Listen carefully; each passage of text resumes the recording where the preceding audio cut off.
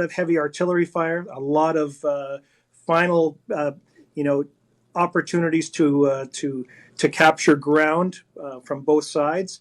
But by this time of the war, the German or the imperial forces of Germany were at their wits' end.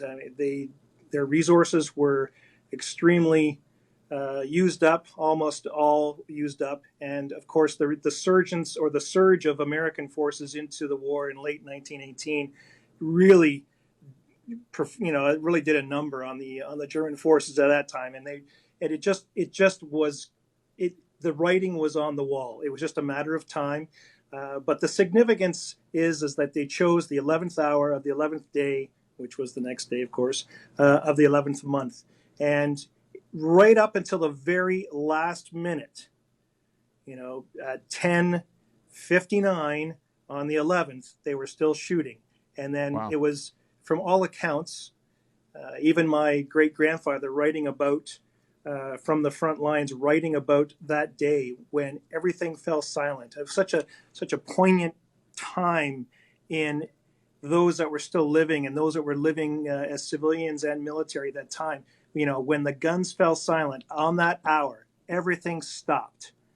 And can you just imagine? It would be like going to a rock concert, Yeah. and at one point in time, everything just falls silent, and that ringing in your ears is just still continuing on. I mean, it would have been an incredible moment in those soldiers' lives. I mean, not only of finally it's over, but the silence would have been, in a word, deafening. Yeah, the loudest thing would have been the silence in that scenario.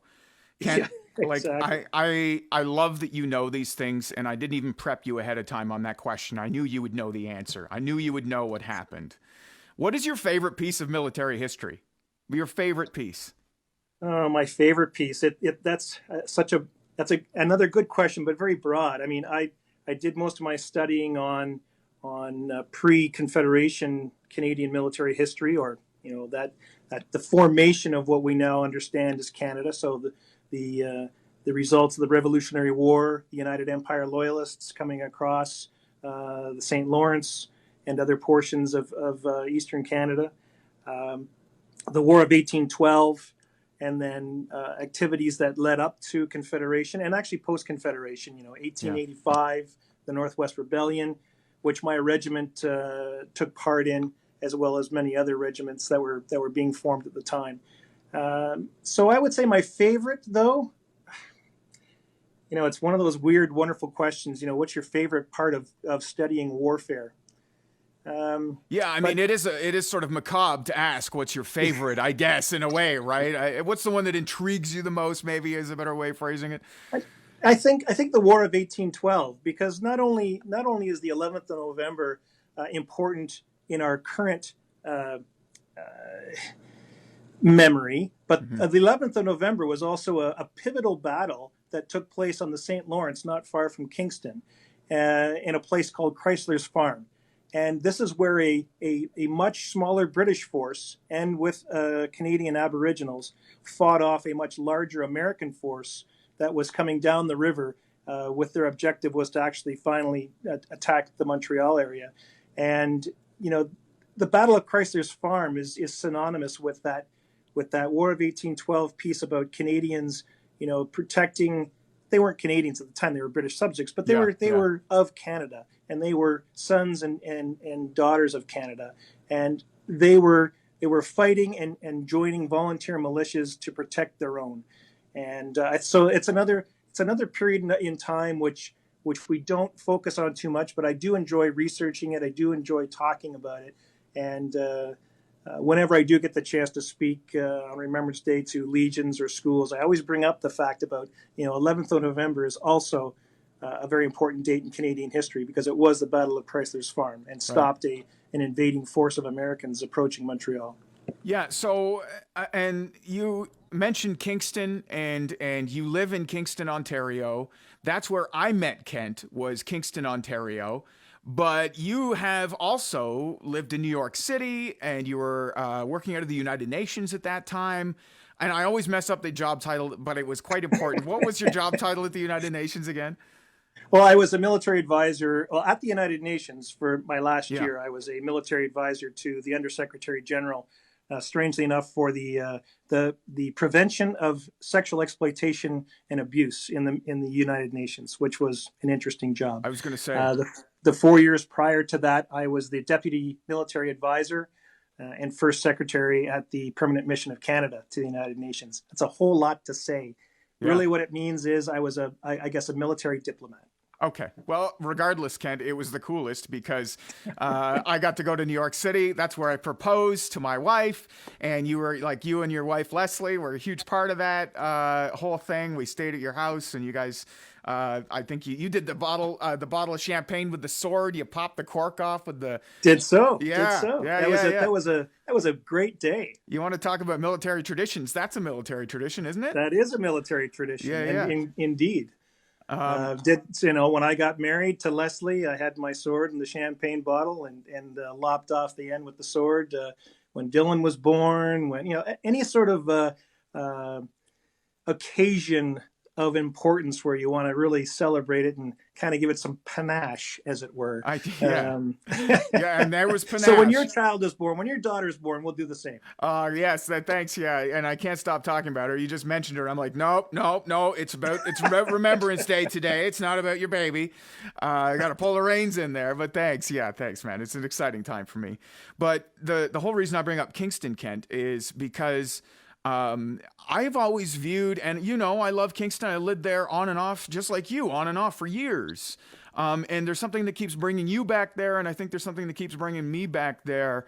And for me, anyways, confirm or deny if it's the same case for you. I think it's the most patriotic city in Canada.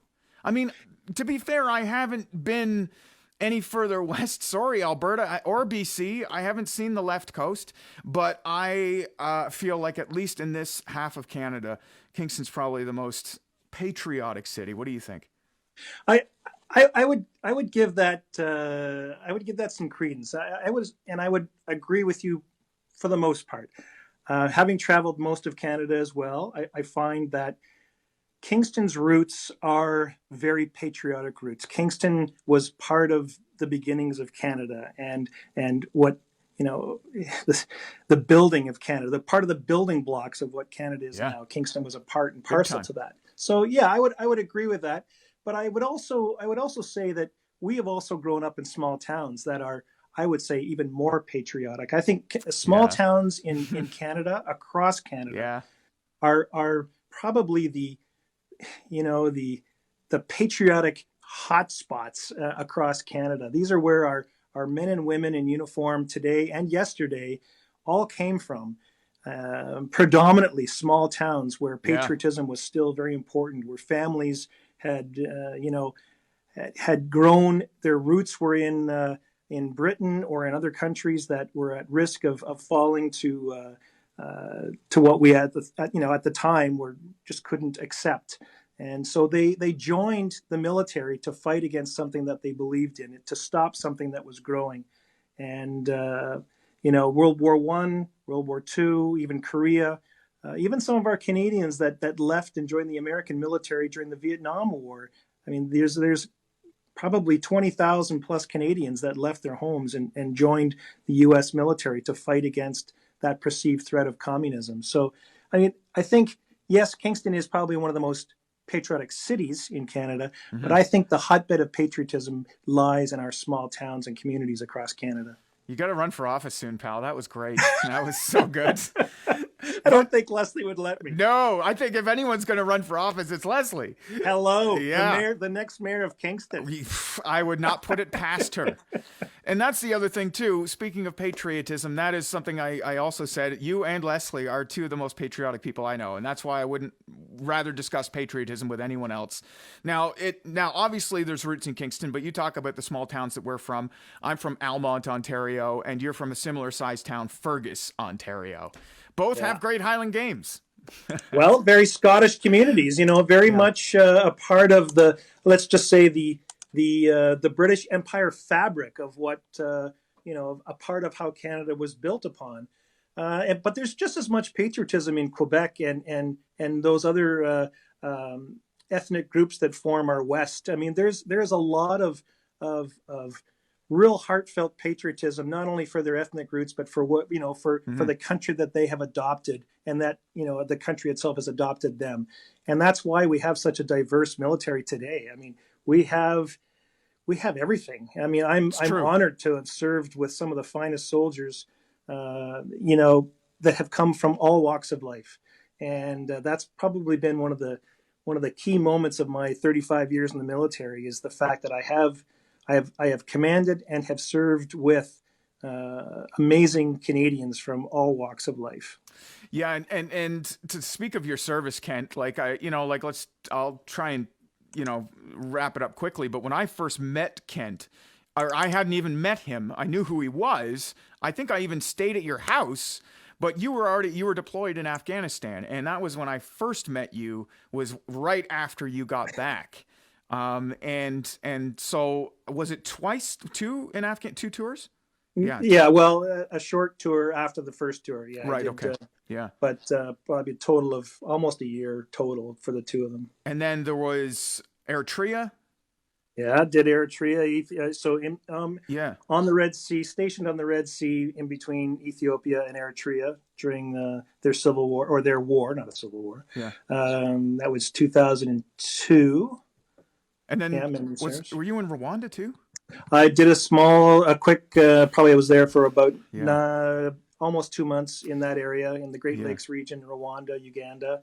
And then I was in the Golan Heights for a year. That was my most recent tour. That was that for me. I remember you getting home, and that was right when ISIS was sort of becoming a That thing in I almost didn't Syria. get out of Damascus because they were attacking the air.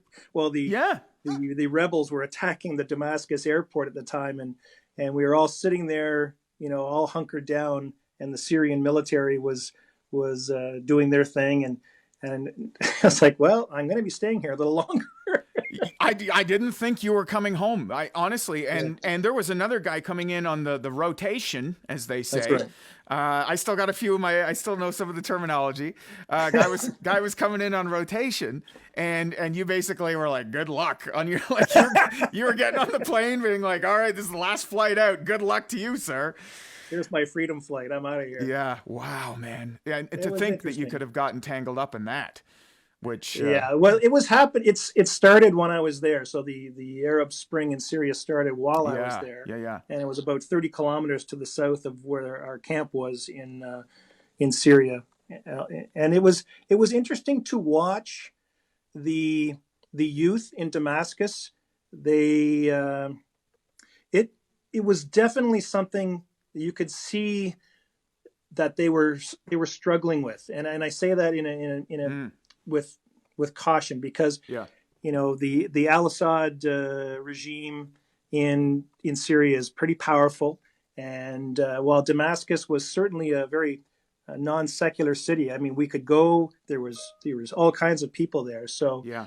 um, from all walks of life and all religions. So it was a very interesting city, but you could see the desires of of the young people wanting more access to the Western world, and this was definitely something that was going to be harsh on them. And it's kind of sad because I think about all the places I would go and visit, and the people that I met, and you have no idea if they're still alive or Yeah. around I today. know. It just Oh, and a because lot of the city was destroyed. So yeah, it was turned into Swiss cheese. And the absolutely, sad thing for me was when I was and we can talk about this or not or whatever, but well, I had a brief civilian role with the forces, and I remember yeah, when that was wrapping up.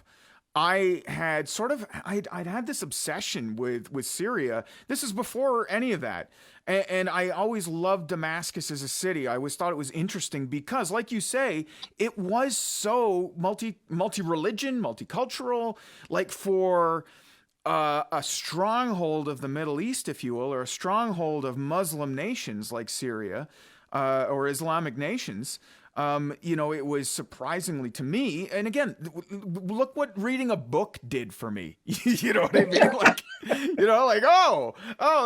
not all desert and war. There's a city, Damascus, before ISIS, before that whole civil war.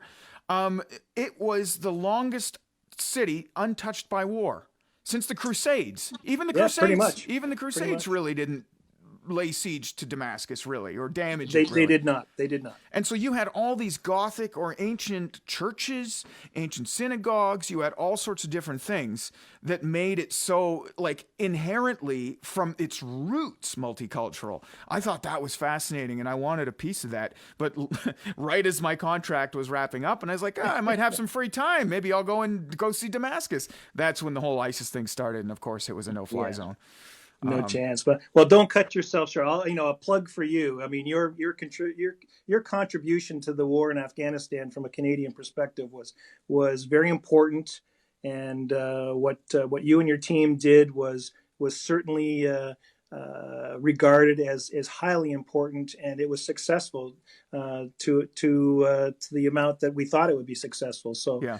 Well, Yeah, I I mean, really, congratulations to you too, buddy. thanks, Ken. I appreciate you saying that. And I knew I was a very small cog in a massive machine during my time there. And for those who don't know, I'll just give the Coles notes quickly.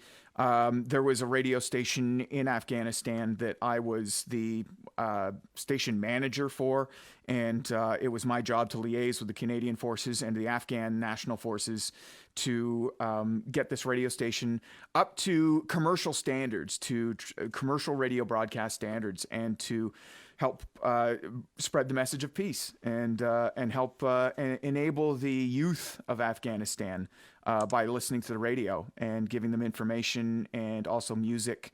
And in a way, the Taliban, even just having a pop music station in Afghanistan was like a middle finger to the Taliban, because they were, Yeah. they were just like, no music at all. Nothing enjoyment, no music, no singing, no dancing. That was all against the law, according to them. So even just by setting up a popular music station for Afghan teenagers to listen to was just like a, Oh yeah. yeah, thank you. And like I It was a say, big deal. it was so weird to have been part of that, because I don't, like, there's a handful of people who have that experience, like a handful. That's absolutely true. A handful. You could probably Yeah. count them on your hands. I could name a couple of them, right? Yeah. And that's about it. And so the experience I got out of that, and the chance to travel to various parts of the world, to be educated through the Canadian forces. Like, I remember I did the Understanding Islam in the 21st Century course at the British Defense Academy. I was in Britain for weeks on end doing this whole thing. I mean, that to me was just like, I'll never replicate that experience in my lifetime. Mind blowing. Yeah, it really was. And it also opened up my eyes. Not that I didn't have an appreciation for the forces before, but it really opened up my eyes to what a nuanced and important, like, not just important, but like, we don't exist without the forces. We don't. We just don't. There's no way to get around that. And to see and hear the stories anecdotally from people, and even to see some of the metrics coming back, and some of the stuff that I was exposed to, to see the kind of good that we can do out there. I mean, that's a special thing, man. Yeah, That's a and I special think thing. you realize the importance of non-kinetic power as well as kinetic. Yes. Well, So it all works together. When you fire that, when you pull that trigger, it all goes to the same place and yeah. has the same intent. So Well, yeah, you were just as much a part of that success as the rest of us. and that's the other thing that it really opened my eyes. You want to talk about opening eyes, and I almost feel like it was amazing training for the year that was 2020, was to understand messaging and information operations, sure. psychological operations, messaging campaigns, and really what it is just sneaky ass marketing. Is really what, when you think about it. And so, to have all these questions now in 2020 or even 2019 or even the last 4 or 5 years, about, like, what am I really reading? What am I really seeing? Is this for real? Is this fake? Is this real? To have had that sort of military training and exposure to information campaign, I know exactly what I'm looking at.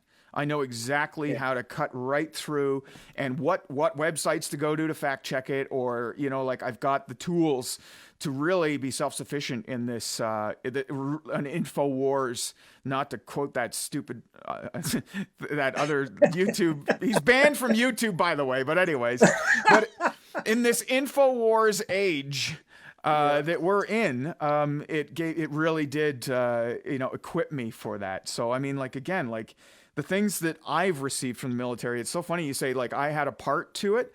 I feel like I still took more than I gave to the effort, and I know that's probably not true, but the value that I have in my own personal life, and the skill set that I developed. You recognize just how influential misinformation can be, and you Yes. see how it is not only affecting people south of the border, but our own population Yeah. being affected and taking sides on information that could be true, but for the most Yeah. part Isn't. is false. And just not even considering that it could be false. They're just accepting it as is without any sort of With nothing. analysis Yeah. or really taking a second thought, going, "Right," or and at the end of the day, as I tell a lot of my friends here who are really emotionally attached to this argument, and it's like, Yeah. at the end of the day, it doesn't matter who is in power, Yeah. liberal, conservative, whatever. Yeah. Our lives do not drastically change from one government to another. I mean, let's be honest. In Canada, Yeah. we're very fortunate, Yes. but our lives do not change that dramatically So glad you said due that. to a change in government.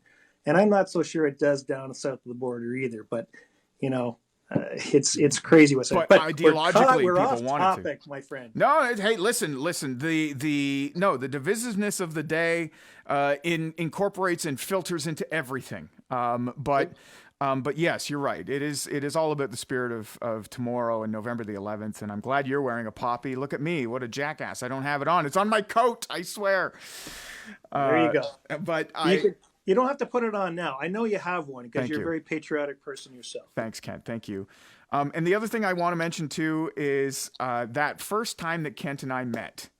I remember the exact moment, and we were like bros from day one, I think. But it was at the Spencerville Highland Games. That was the first time that you got back from Afghanistan, and you were there, and I finally met you in person, and I was like, I've heard so much about you. I've slept in your house even. I drank your rum while you weren't there. And finally I got to put a face to the name, man. And so it's been a wild ride just knowing you this whole time, man. It's been awesome. I appreciate that. It's been a good Yeah. ride. Yeah. And so tomorrow, what does tomorrow look like for you? I know it's usually an incredibly busy day. I know that when Kent walks into the Fergus Legion, it is like Fergus's favorite son has come home. Are you going to be in Fergus, or there's nothing going on, or what's going on? No, the Legion is going to have a small, very private service at the Cenotaph, but they are, like every other community, it's please do not come to the Cenotaph. Please do not gather. Even here in Kingston, the message is please do not gather. Watch it on TV. Watch it on a live feed. It's sad that we have to, I guess, congregate on a very special day for Canadians in this manner, but it is the safest way to observe the day.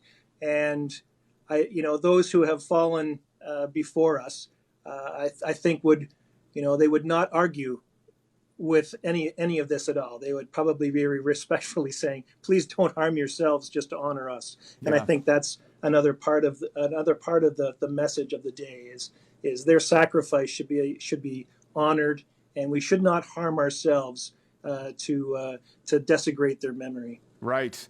Yeah, and that's an important factor is again, there was a sacrifice made. And that sacrifice was made for us to do the most with our lives and our society. And yeah, by staying in, we're doing the most. It's so anti what we're used to. It's been a whole year of just, hey, stay on the couch. You're being patriotic. But it's true. But if you're gonna carry the torch that they have given us in their sacrifice, then part of it is we need to fight this pandemic and that means, listen to what the science is saying, Yeah. and it do your part, carry Yep. that torch to to fight this pandemic the best way we can, Yeah. and that is protect one another, respect one another, and do the right thing for one another. And also support the Legion though, because I've seen some of the numbers across Canada, and more Legions than not are not doing well. And back to the small town, hometown, I know the Legion is like a pillar of our communities, and has done so much. It's time for us to give back to them for all the things that they've done for our communities too. And I feel like I learned to play bagpipes as a young kid in the basement of the Legion, and that was where I got my start on that instrument. And I know countless other kids too have received instruction, whether it's through cadets or Legion pipe bands. And sure, there are some civilian pipe bands or not, or just regular pipe bands that have excellent teaching systems.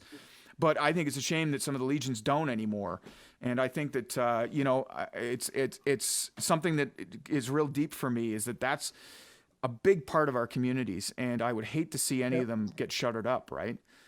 Yeah, I mean, sadly, with time, I think it is a institution that may run its course, because Yeah. after World War I and World War II, in Korea, for that matter, Yeah. the soldiers came home.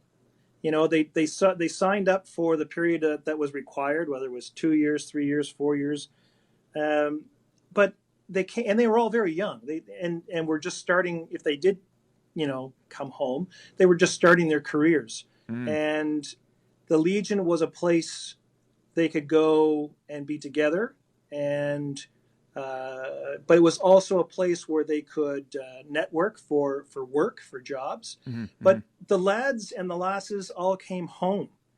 Soldiers today, I look at myself, for example. I mean, I did 35 years of across Canada, and I'm not going to settle back home. I'm settling in Kingston, where my family is. And a lot of soldiers and sailors and air people, they all do the same thing. It's like after they do 35 years, they've watched their kids grow up in wherever they are. They don't go home to small town Saskatchewan or Yeah. small town Manitoba or Ontario.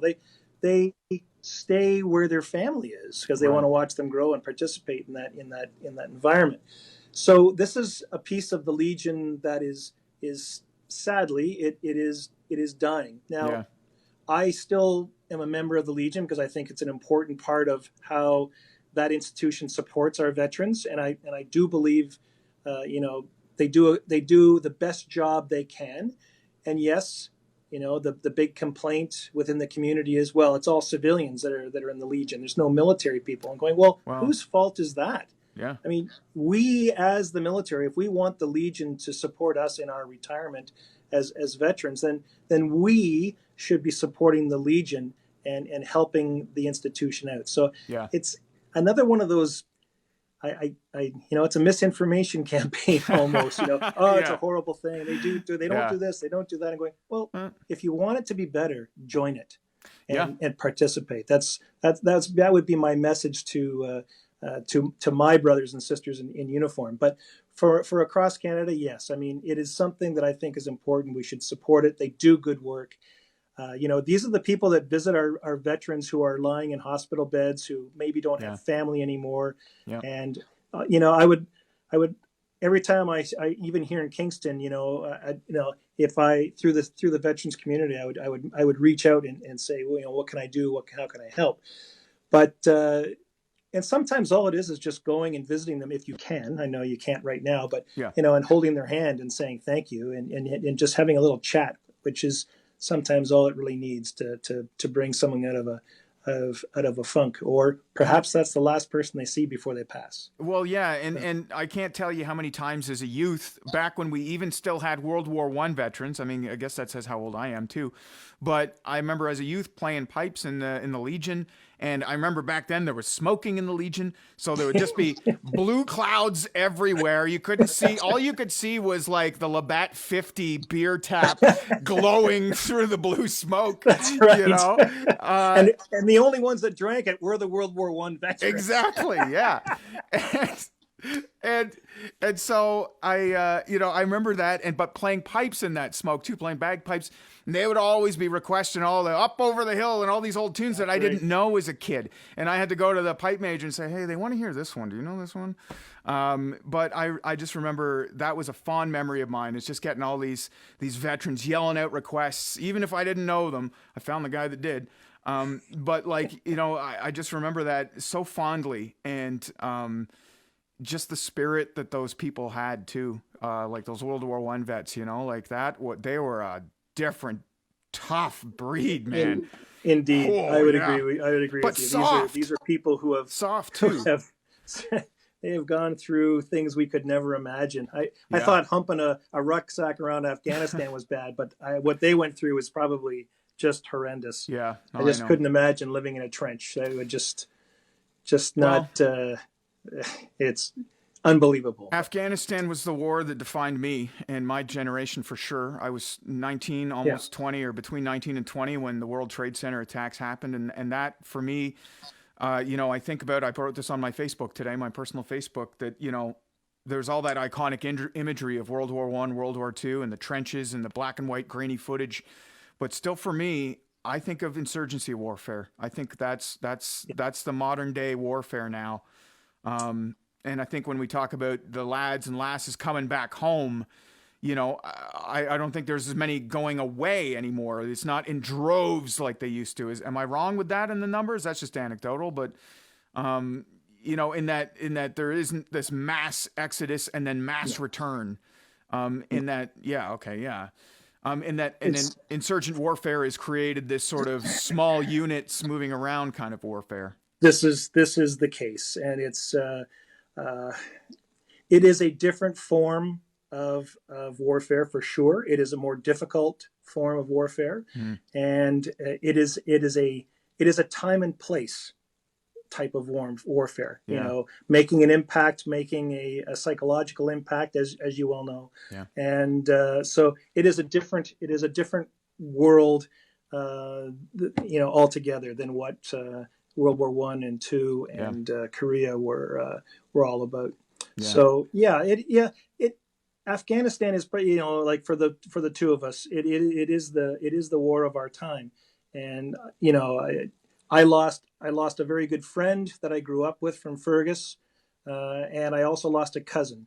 Mm, He was in 2008. John Snyder was a young captain with the Patricias, and he was awarded the Star of Military Valor, like one step down from a Victoria oh, yeah. Cross, for his actions. But sadly, he was killed during those actions against the Taliban, saving his own soldiers and Afghanistan soldiers, from during that pitched battle. And my buddy Brent that I grew up with, he was with one of the first Aurora aircraft that went in and did a lot of the reconnaissance and surveillance activity flying over Afghanistan, and he succumbed to wounds because of the chemicals that they use in the aircraft. So he got cancer and died of that thing. But these are to go fast, to make things move quickly. You cut corners, and we don't have the same sort of safety factors imposed in a sort of peacetime environment. So these are the risks that we all choose to accept when we put on that uniform. And although it is always sad to not see our friends and family come home, it is as we have both said today. Tomorrow is the day that we come together as a nation, and we honor their sacrifice, Yeah. and we honor their service to our country. Yeah. Well, I'm glad you mentioned those names, Kent. And I know everybody, in Canada knows somebody or knows somebody that knows somebody or has family and who they've lost in any number of these conflicts, even peacekeeping missions. And yeah, it's sad. And it's sad even just for me to hear you say their names and talk about them, man. It's tough. And I'm sorry for that loss. But thank you and thanks to them for the sacrifice and for all your hard work. We're going to wrap things up. I want to wrap things up on a funny note. For those who are seeing Kent through the screen, by the way, Kent, you've retired from the military now, and you work for Callion, I do. which is a civilian contract company that also works for the forces. So, Well, we provide. Yeah, we're a contract firm. I manage contracts that are military in nature. So, yeah, for instance, at RMC and on the base here in Kingston, but we're across Canada. yeah, And the nice thing is that Calian does hire a lot of veterans, which is yes. really good on them. And so I have enjoyed my first year of working with the company. It's been Yeah. excellent. Yeah, And, yeah. Well, we were talking about my civilian role. I worked for Calian as well. that's correct. Yeah. They were the headhunters or the people who managed me, if I can be even managed. Anyways. Well, wait and see when that daughter's born. You'll be well Oh, managed. I'm already. Oh, you don't even know. I'm already well managed. But okay, so we're gonna go out on a laugh. I think it's a laugh. Before you start that though. Okay. So I'm gonna show off a little bit of. Okay. I don't know if you can see. You tell me you see that. Wow. Look at that. Are those are all yours? No. So okay. from the top over here, this is my great grandfather's Oh my medals God. from World War One. My grandfather's medals from World War Two. This would be my great uncle's medals. He was a RCAF Spitfire pilot, but he was killed on the 30th of November in '43. Yeah. And those are mine. Oh my God, Kent. That is a family of service, which I'm very proud of. Gonna say, yeah, it's a family affair, and obviously, it was jaw dropping. I was like, those can't all be yours. For a second And Leslie there. was awarded a medal as well last summer. Oh, she deserves a May. medal. You should see Kent when his skin is melting off. That's an inside joke, but anyways. Anyway, thank you for letting me have a little, show you that. Oh, buddy. They hang up at the bar in the house, which is nice. Always something to talk about. Yeah. Oh, yeah. Kent's bar, his basement is incredible. How's the shed coming, by the way? Now that we're just it'll be ready for the summertime when you come and visit with the wee one. Awesome. I love it. Okay, so here's the laugh I want to wrap up on. If Kent looks in the screen familiar to you, and you thought that maybe we were going to talk about the NFL today, well, then you wouldn't be wrong, because take a look at Howie. There he is. Howie Long on the screen, Fox Sports. You guys, no relation. No relation? No, well, when I was in New York and I would get stopped in the streets, especially when the Super Bowl was there. Like I would get stopped in the street and people would say, "Can I get a picture with you?" And I would say, "I'm not Howie Long. You look like him." I said, "I'm Howie's cousin. I'm the better looking one." There it is one more time. There it is for the cheap seats. It's so good. Kent, thank you so much, my friend, my favorite veteran. Thank you. Kent Stewart. Thanks again, man, and we'll see you sooner than later, okay? Hope so. Take care.